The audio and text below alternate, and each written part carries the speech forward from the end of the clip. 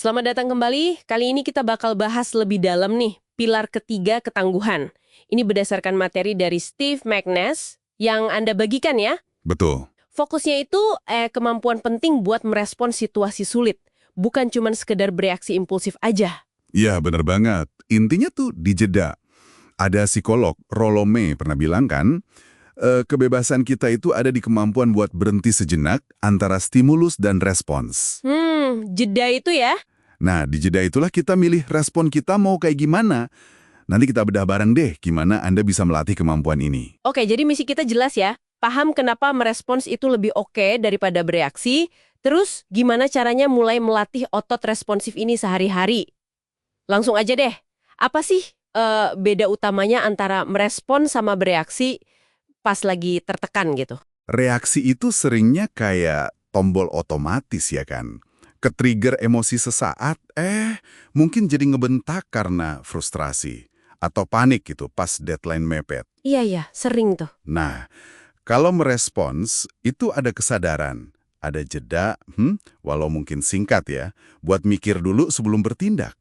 Jadi kita milih gimana mau nanggepinya. Ini menarik sih secara psikologis. Kalau dari sisi cara kerja otak kita gitu, gimana tuh penjelasannya? Seringnya sih ini kayak perang kecil di kepala kita. Antara amigdala yang kayak pusat alarm cepat otak kita gitulah. Si tombol panik itu ya? Nah, itu dia. Sama korteks prefrontal atau PFC. Ini bagian yang lebih rasional, yang fungsinya kayak rem pemikiran kita. Oke. Pas kita bereaksi, itu artinya si amigdala nih yang ngambil alih. Nah, berespons, itu baru kejadian kalau PFC-nya berhasil turun tangan, berhasil nengahin gitu, kasih kita kendali lebih. Jadi si PFC ini kayak penengah rasionalnya ya. Ini jadi inget nih, ada penelitian soal ahli meditasi itu kan, yang bikin kaget tuh, mereka merasakan emosi sama kuatnya loh kayak kita. Betul. Tapi bedanya ada di respons otak mereka. Katanya mereka jauh lebih cepat balik tenang lagi setelah stres, nggak kejebak di inersia afektif itu.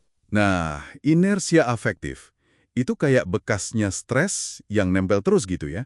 Udah lama pemicunya hilang, tapi rasanya masih ada aja. Iya, kayak efek sampingnya gitu ya. Anda mungkin pernah ngerasain kan? Cemas sebelum kejadian penting, terus stres pas kejadiannya, efek tegangnya masih kerasa berjam-jam, atau bahkan besoknya. Nah, itulah yang kita coba kurangin dengan belajar merespons. Dan di sini nih, konsep percakapan tenang dari McNess itu masuk ya. Tapi ini bukan berarti jadi dingin atau nggak punya emosi gitu kan? Sedikit melambatkan situasi di dalam pikiran Anda. Melambatkan ya. Iya, jadi kita ciptain ruang antara rasa panik, capek, atau marah dengan tindakan yang gegabah. Kita amati sensasi itu tanpa langsung dikuasai gitu. Kayak pengalamannya Magnus sendiri pas jadi pelari itu ya. Dulu katanya rasa sakit pas lari itu sinyal buat panik, buat lawan aja pokoknya. Betul. Tapi dengan latihan, rasa sakit itu jadi umpan balik. Percakapan di kepalanya berubah dari, wah sakit, kamu kuat, lawan. Jadi sesuatu yang lebih tenang. Kayak, oke, ini mulai nggak nyaman nih. Wajar sih, fokus aja ke langkah berikutnya. Gitu ya? Persis. Perubahan dialog internal itu kuncinya. Terus, gimana caranya Anda bisa melatih si percakapan tenang ini? Magness tuh ngasih 2 langkah utama sih. Pertama, ciptakan ruang. Menciptakan ruang. Kedengarannya agak gimana gitu ya di dunia yang serba cepet ini. Jadi gimana persisnya kita bisa latihan ini di tengah kesibukan? Bisa dimulai dari hal kecil kok. Misalnya ya, jalan kaki sebentar aja tanpa diganggu HP. Atau duduk diem beberapa menit, nggak usah ngapa-ngapain, biarin aja pikiran ngalir. Duduk diam aja ya? Iya, atau bahkan pas lagi ngantri, coba deh rasain aja bosennya atau gelisahnya, tanpa buru-buru nyari pengalih perhatian kayak ngecek notif gitu. Intinya, ngebiasain diri sendirian di dalam kepala. Nyaman sama kondisi internal Anda apa adanya. Jadi latihan nerima gitu ya? Betul. Gunain ketidaknyamanan kecil, kayak nahan dorongan impulsif gitu, sebagai latihan mikro. Oke, jadi latihan berdamai sama pikiran dan perasaan sendiri. Itu langkah pertama. Nah, terus setelah kita punya ruang itu, gimana kita secara aktif ngelatih respons kita pas emosi kuat itu datang? Reaksi? Nah, di situ praktikkan jeda. Coba 2 teknik ini. Pertama, kasih label yang spesifik buat apa yang Anda rasain. Label, maksudnya gimana tuh?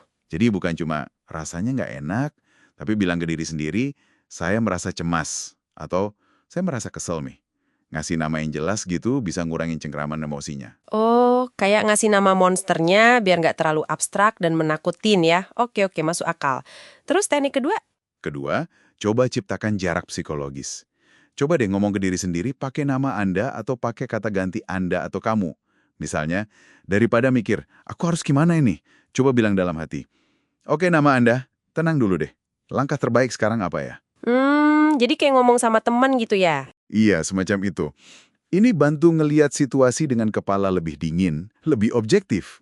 Jadi ini semua intinya tentang ngenalin sensasi sama emosi tanpa langsung ke bawah arus atau dikendaliin ya. Ngasih diri sendiri jeda penting itu buat milih tindakan yang lebih bijak, bukan sekedar meledak atau panik. Tepat sekali. Ketangguhan sejati, yang menurut pilar ketiga ini, bukan soal neken perasaan atau jadi robot tanpa emosi. Bukan ya? Bukan. Ini soal mengakui apa yang Anda rasain secara jujur.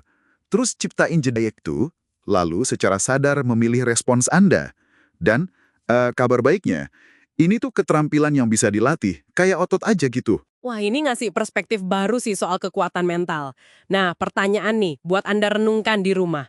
Di momen apa sih dalam rutinitas harian Anda bisa mulai melatih jeda kecil ini?